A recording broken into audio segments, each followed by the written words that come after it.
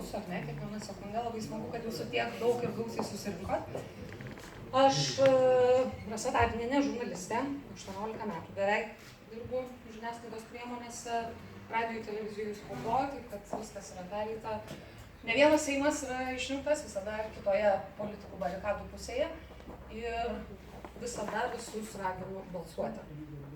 Pati visada einu ir balsuoju, nes niekada negali žinoti, kada tavo balsas bus lemiamas.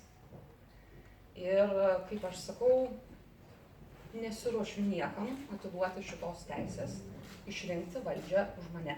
Nes valstybė yra kaip akcinė bendrovė. Jūs visi esate akcininkai, mes visi esame akcininkai, mes renkam valdybą. Ir jeigu mes nedalyvaujam balsavime, tai reiškia, kad mes neturim teisės reikšti priekaištų, neturim teisės reikalauti atsakomybės. Tik jeigu mes eisime, jeigu balsuosime, jeigu nepatikėsime tos teisės kaimynui, mes turėsime tokią valdybą, kokios norim. Kaip suprantu, kandidatai vienmandatėje apygardoje yra 7, bet vienas iš jų galbūt nusprendė, kad yra pakankamai gerai žinomas, galbūt pabijojo susitikti akis į akį, nes rugsėjo 1 tai buvo gana įtempta darbotvarkė, bet sveikinimo kalbas moksleiviams sakyti yra viena, atsakinėti į rinkėjų klausimus tiesiog yra visai kas kita, tam reikia turėti šiek tiek drąsos ir atsakomybės, nes žiūrėti žmonėms į akis turi būti stiprus politikas ir atsakingas ir sąžiningas ir taip toliau. 6 kandidatai, kurie išdrįso ateiti, išdrįso su jumis pabendrauti. Didžioji dalis jų yra politikos naujokai ir aš suprantu, kad ko gero 2 yra, galbūt daugiau mažiau žinomi Vilkaviškyje. Visi kiti yra X. Ir mes tikimės, kad per tą valandą 2 mes bent kažkiek sugebėsime su jais susipažinti, sužinoti jų vertybės, nuostatas ir būsimus darbus. Tai pradėsim galbūt nuo vienintelės moters, Raimonda Marčiukaitienė, Lietuvos sąrašas, geografijos mokytoja, ilgai dirbusi pasienyje, migracijos tarnyboje.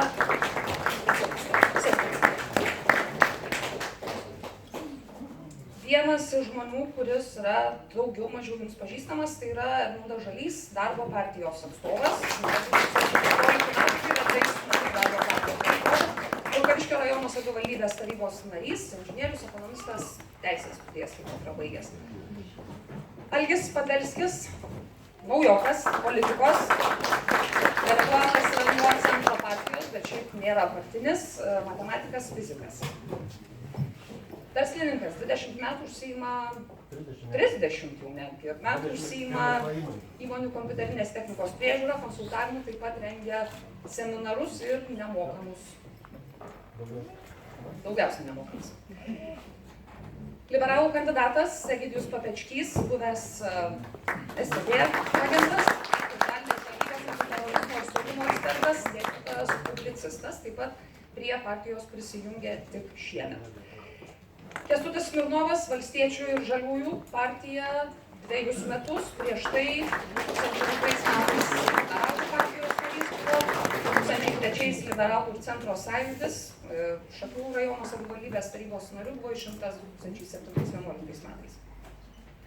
Ir Vytautas Judickas, Pilviškių seniūnas, konservatorių krikščionių demokratų partija nuo 96-ųjų.